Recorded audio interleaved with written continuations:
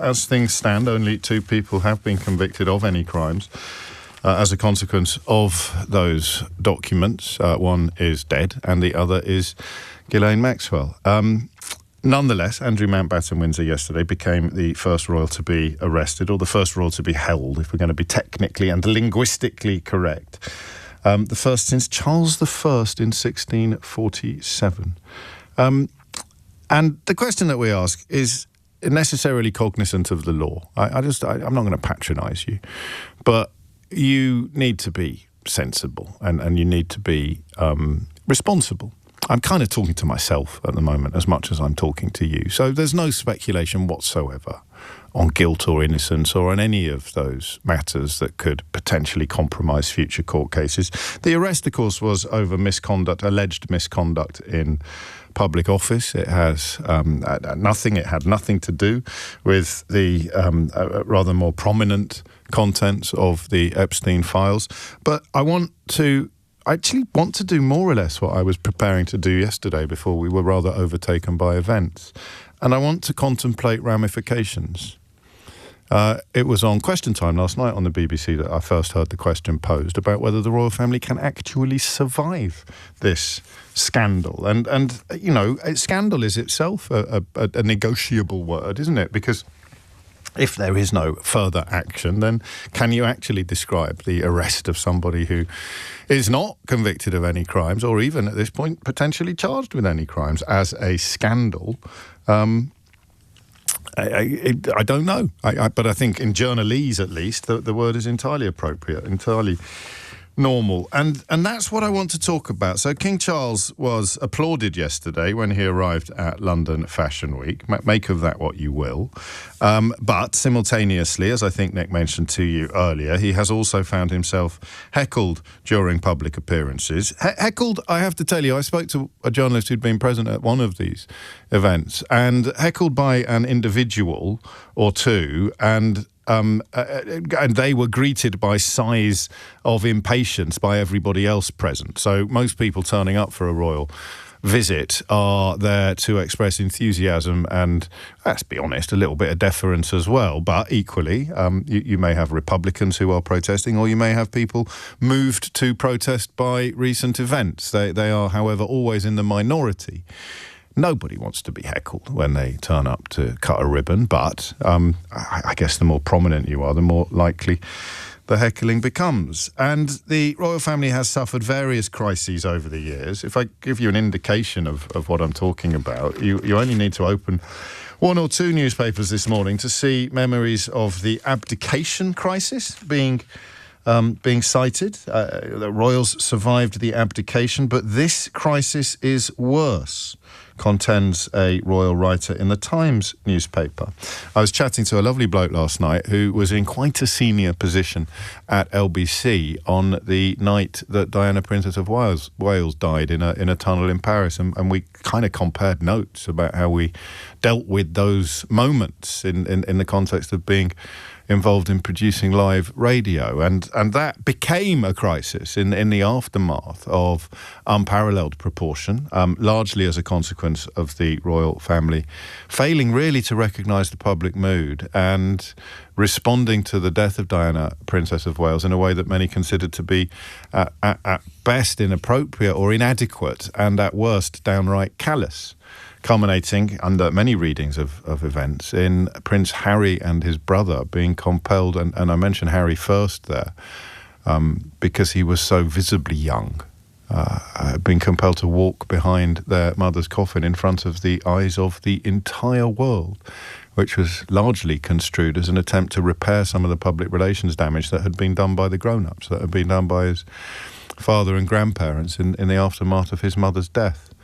I often think of Harry when I'm reflecting upon how vile British newspapers are, and the fact that they have and can successfully turn the British public against someone so obviously deserving of both support and admiration.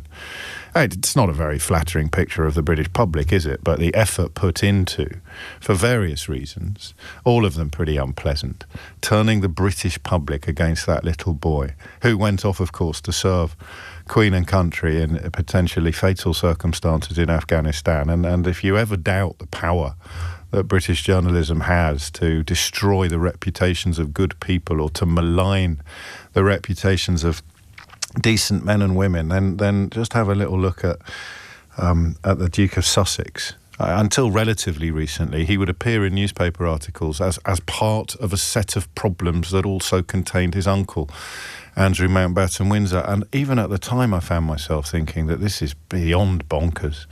How on earth? I mean, someone who, for many members of the UK establishment's greatest offence was simply to fall in love with a woman of colour. How on earth you can put him on the same page as somebody who retained contact with a convicted paedophile long after the paedophile was convicted and misled pretty much anyone who asked about it for years subsequently. It's extraordinary, isn't it? But listen, the royal family is, whether you like it or not, an absolutely integral part of our society. I think we sometimes underestimate how integral and intrinsic it is. And by that, I simply mean that the forelock tugging and the cap doffing and the deference that is endemic to our society has its roots in monarchy.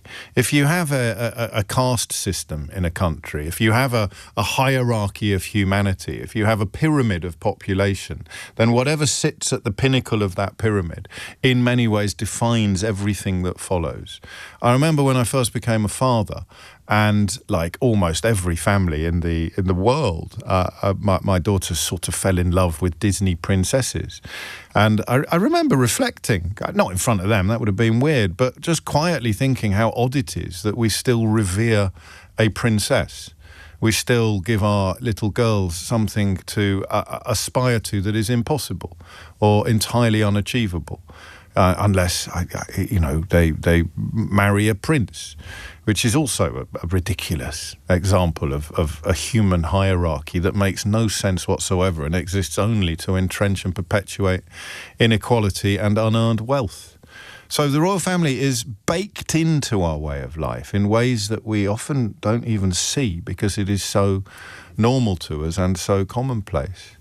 And individual members of it have brought the institution, or the firm as they like to call it, into times of jeopardy, the abdication crisis being historically probably the biggest. There was genuine concern at the time that the royal family may not survive the events of 1936, but they did. There was talk when Diana, Princess of Wales, died that the royal family's response would hold the institution below the waterline, that it would just do damage that, although the full impact would not be immediate, it would be a slow burn, if you like, and subsequently they would not survive in their current form. And those predictions turned out to be somewhat exaggerated as well. But now we find ourselves in entirely uncharted waters. Yesterday's programme explored in some detail the difficulties of defining misconduct in public office. All I'm going to tell you for the purposes of today's conversation is that you just err on the side of caution when you ring in and focus on the future, not on the past, because the facts as we know them are these. Okay? Andrew Mountbatten-Windsor has been arrested and released over allegations of misconduct in public office. And it is an event of such unprecedented import that you have to travel back to 1647 to find anything even comparable. So questions of guilt and innocence are not for us to contemplate today.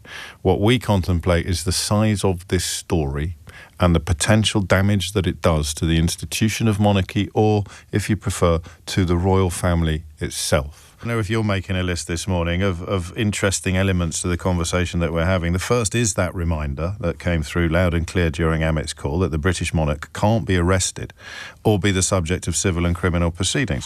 Until, of course, as the memory of Charles I reminds us, until he is. But as it stands, that is the letter of the law. The second bit is the history of scandal, if you like, or the history of scandal overcome. And Roger was absolutely right, you know. You'd have to be of a certain age to fully remember just how much jeopardy the whole family seemed to be in at the time of Diana, Princess of Wales's death, and during the really unseemly years of unprecedented press intrusion into King Charles, now King Charles, then Prince Charles's private life, up to and including publication of...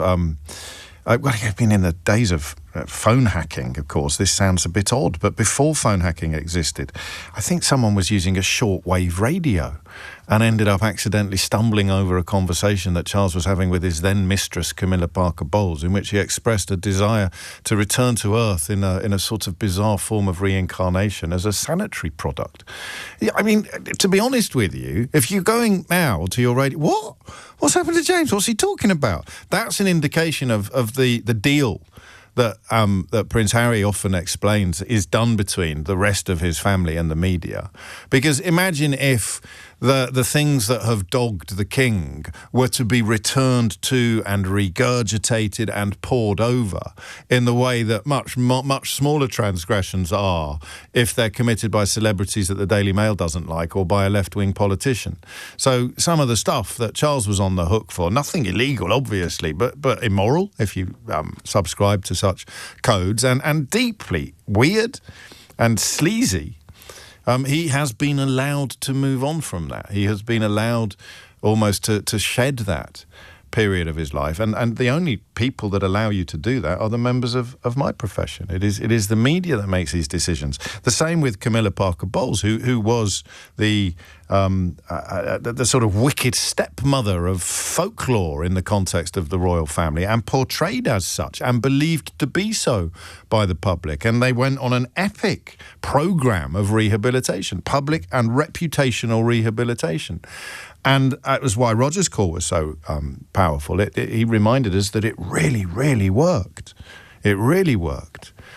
I know it's not as if any of them ever drank a mojito on a train, but could you imagine how the right-wing media would be treating the royal family if they didn't like them and didn't need them for their own business model? This is the thing that Harry, among so many other things, he explains it so perfectly and so poignantly, given his personal involvement in the process, that it's no wonder that they are all so desperate to malign him and turn the British public against him. He really, really gets it. Thank you to Anthony for reminding me of the mojito on a train, which, if you didn't follow, was the thing that they tried to hang Diane Abbott for.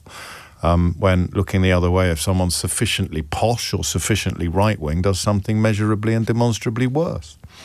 Which brings us back to Amit's call and the references to the likes of Boris Johnson getting away with heinous and egregious conduct. Why? I don't know. Is it poshness or politics? And then point 3, regardless of the allegations against him, that he, of course, continues to deny, Andrew Windsor was clearly and is clearly a massive whopper. The worst story I've seen today, and I thought I'd heard them all, involved him being thrown on a dung heap by grooms at Buckingham Palace when he was 5 years old because he kept poking the horses with a stick and enjoying their unhappy reaction. Everyone can picture a child like that in their mind, whether you're getting it from a Roald Dahl novel or from your own memories. But the queue of people with stories about how arrogant, how entitled, and how obnoxious he is as a man would reach from here to the moon. And of course, none of that prevented him from enjoying the trappings of privilege, the trappings of royalty, and these ludicrous advancements up to and including being made a trade envoy, despite that being a job for which he had less than 0 qualifications. So again, the absurdity of monarchy, as viewed through the lens of Andrew as a human being, let alone as the subject yesterday of an arrest on suspicion of misconduct in public office, could reach further than the death of Diana, Princess of Wales, the revelations regarding Charles's affairs, the abdication crisis of 1936, which quite a few newspapers have picked up on today.